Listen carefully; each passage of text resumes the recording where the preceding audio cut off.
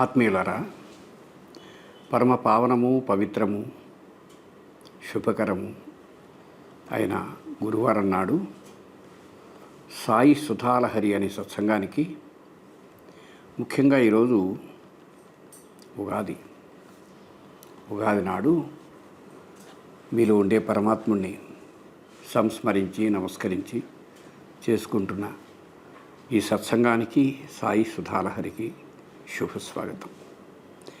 ఈరోజు ఉదయం నుంచి ఈరోజు భరద్వాజ మాస్టర్ గారు కూడా దేహధారిగా ఉంటే ఎలా ఉండేవారు, ఎలా ఆలోచించేవారు, ఏ విధంగా ఈ ప్రవచనం చెప్పేవారు అని అనుకుంటూ ఉన్నాను.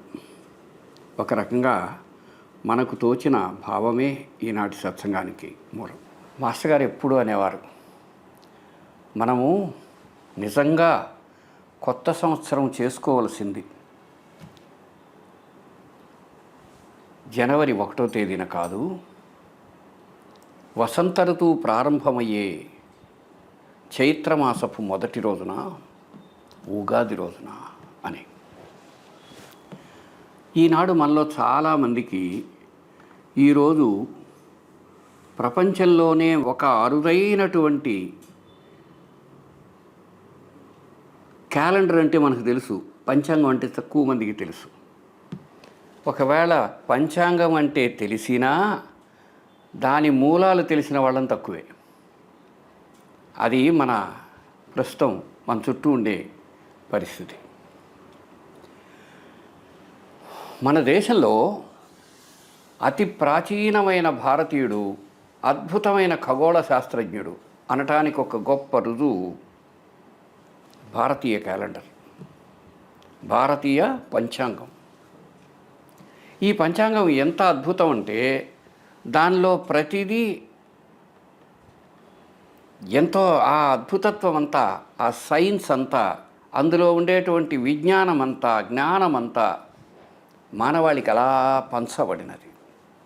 ప్రతి మనిషికి దానిలో అర్హత ఉందని, హక్కు ఉందని ప్రాచీన భారతీయుడు భావించాడు. అందులో మొట్టమొదటిది మన భారతీయ క్యాలెండర్. నిజంగా ఈరోజు విశేషం ఏమిటి? ఒక్కసారి కళ్ళు విప్పార్చి మీ చుట్టూ ఉండే ప్రపంచాన్ని చూడండి. ప్రతి తరువు కొత్త చిగుళ్ళు తొడుగుతోంది. ప్రపంచం అంతా కూడా, మొత్తం మన ప్రాంతం అంతా, మరీ ఇదిగా చెప్పుకుంటే మన 2 తెలుగు రాష్ట్రాలు, ఆ పక్కనే కర్ణాటక, ఆ పక్కనే ఉండేటటువంటి మరాఠా ప్రాంతం, ఎక్కడైతే సాయినాథుల వారు ఉద్భవించారో ఆ మరాఠా ప్రాంతం, ఒక రకమైన వాతావరణ పరిస్థితులు కలిగి ఉంటాయి. ఈ 4 చోట్ల ప్రస్తుతం ఈ రోజున వసంత ఋతువు ప్రారంభమవుతుంది. రకరకాల పేర్లతో చెప్తారు. తెలుగు వాళ్ళము, కన్నడం వాళ్ళము ఉగాది అంటే వాళ్ళు మరొక పేరుతో పిలుస్తారు. ఏది ఏమైనా వెనక భావం మాత్రం వసంతోదయమే, వసంత ఋతువు రావటమే. అంతేకాదు, ఈ విధంగా అతి ప్రాచీన భారతీయుడు గణించి లెక్కించి చేసినటువంటి అద్భుతమైన ప్రక్రియ ఈనాటికి ఏనాటికి కూడా 100కి 100% నిజం. ఆ విధంగా వసంతోదయమైన ఈనాడు పవిత్రమైన రీతిలో మనం చేసుకుంటున్నటువంటి సత్సంగం ఇది. అంతేకాదు, ఇక్కడ మానవ సమాజంలో అటు ప్రకృతిలోనూ ఇటు మానవుడి యొక్క అంతరంగంలోనూ సమిష్టిగా వచ్చేటువంటి మార్పును గుర్తించి 60 సంవత్సరాలను గుర్తించి వాటికి ఒక పేరు పెట్టారు. అది కూడా ఈనాడు ఒక ప్రత్యేకమైన విషయం. అనేక మందికి అర్థము, భావము, సమన్వయం కుదరని సంవత్సరం ఈ సంవత్సరం. సరే, ఇవన్నీ ఏమి అయినా ఎంత అద్భుతం తెలుసా? వసంతోదయం. వసంతమే నా యొక్క అభివ్యక్తీకరణమని కృష్ణ పరమాత్ముడు చెప్పిన వసంతం ప్రారంభమైన రోజు ఈరోజు. సరే, మనందరం పరస్పరం శుభాకాంక్షలు చెప్పుకొని మన జీవితాలను మన అంతరంగాలను చైతన్యపరుచుకొని ఆ ప్రయత్నంలో ముందుకు సాగేలాగా మన ఈ జీవితం అద్భుతంగా ఉండాలని మనం ఈ పవిత్రమైన సమయాన్ని మరొక్కసారి గుర్తు చేసుకొని పరమ సద్గురుదేవుడైన సచ్చిదానంద రూపుడైన సాయినాథుల వారి స్మరణతో ప్రారంభించుకుందాం. ఈరోజు మనం సాయి గురించి ఏం చెప్పుకోవచ్చు అంటే, సాయిబాబా సుమారు 60 సంవత్సరాలు షిరిడీలో ఉన్నారు. ఆ 60 సంవత్సరాలలో పరమాద్భుతమైన భారతీయంగా జీవించారు ఆయన.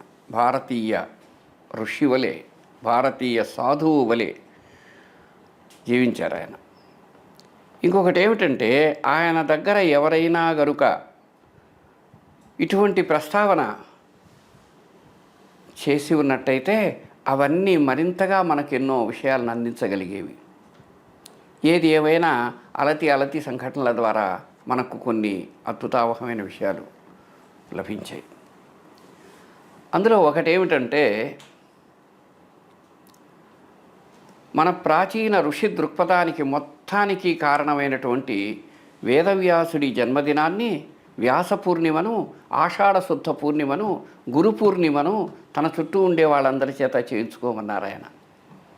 అంతేకాదు, మన ఉగాది వచ్చిన తర్వాత దగ్గరలోనే రామనవమి రాబోతోంది. రాముడు మన జాతికి ఆదర్శ పురుషుడు. భారతదేశంలో ఒక మానవుడు ఎలా జీవించాలో అనేదానికి ఒక ఆదర్శమూర్తిని ఎవరినైనా తీసుకున్నట్టయితే అది శ్రీరామచంద్రుడు. అటువంటి రామనవమిని సాయినాథుడు తన ఎదుట భక్తులు ఎంతో వైభవోపేతంగా నిర్వర్తించుకునేలాగా ప్రోత్సహించారు. ఆ రోజుల్లో 60-70 వేల మంది వచ్చిన సందర్భాలు కూడా ఉన్నాయట. 1917 ఆ ప్రాంతంలో, 16-17 ఆ ప్రాంతంలో ఎంతోమంది జనం కిక్కిరిసి అక్కడికి వచ్చారు. సాయి దయ వల్ల అంటురోగాలు రావటం కానీ, గొడవలు రావటం కానీ, హిందూ ముస్లిం విద్వేషాలు కానీ మరి ఏవీ లేకుండా అంతా పరమాద్భుతంగా సాఫీగా సాగిపోయింది. అక్కడ నీళ్ళకు కూడా కష్టమే. 2 బావులు ఉండేవి. అందులో నీళ్లు తక్కువగా ఉండే బావిలో బాబా 2 పువ్వులు వేశారు, అంతే. ఆ జలే సమృద్ధమైంది, అందరికీ సరిపోయిందట. ఏది ఏమైనా ఆ రామనవమి ఉత్సవం ఉందే, ఈనాడు ప్రపంచంలో ఎక్కడైనా సాయిబాబా మందిరం ఉంటే అక్కడ 4 పండుగలు జరుగుతాయి. అందులో ఒకటి గురు పూర్ణిమ, రెండవది సాయిబాబా సమాధి అయినటువంటి విజయదశమి, తర్వాత 3వది శ్రీరామనవమి, 4వది దత్త జయంతి. వీటన్నిటిలోనూ భారతీయ ఋషి దృక్పథం, ముఖ్యంగా పంచాంగం ఉంది. భారతీయ క్యాలెండర్ని సాయిబాబా గౌరవించడం ఉంది. సరే, అది ఏదైనా అవనివ్వండి. సరిగ్గా 8 రోజులలో రాబోయేటువంటి రామనవమికి నీరాజనమిచ్చినటువంటి సద్గురు శ్రేష్ఠుడు సాయినాథుల వారు. అంతేకాదు, ఆయన ఎప్పుడైనా ఎవరైనా వచ్చి ఆయనతో కానీ ఒక సందర్భం వచ్చి ఒక మాట అంటే అది ఎంతో అద్భుతంగా ఆయన జవాబు చెప్పేవారు. అట్లాగే వసంత ఋతువును దృష్టిలో పెట్టుకున్న ఒక సంఘటన మనం ఇప్పుడు చెప్పుకుందాం. మనం మనుషులం కదా. అట్లాగే ఆనాడు బాబాకు సేవ చేసిన మనుషుల్లో ఒక ఆయన సఖారాం హరి అతని పేరు. బాబా అతన్ని బాపు సాహెబ్ జోగ్ అనేవారు. ఆయన మర్యాదగా కాకుండా ప్రేమగా పిలిచేవారు భక్తులు. అతడు బాబా ఎదుట కూర్చుని, నేను ఇంతకాలం ఆయనకి హారతి ఇచ్చాను, సేవ చేశాను, మా ఊరు వదిలిచి ఇక్కడొచ్చి ఉంటున్నాను కదా, నేను చేసిన సేవ నిజంగా సఫలమైందా? బాబా పూర్తిగా నన్ను అనుగ్రహించారా? ఒకటి. రెండవది ఏంటంటే, ఇక్కడికి ఎంతమంది వస్తున్నారు కదా, వాళ్ళందరూ కూడా అద్భుతంగా సాఫల్యం జీవితంలో పొందుతున్నారా బాబా వల్ల అని అనుకున్నాడు.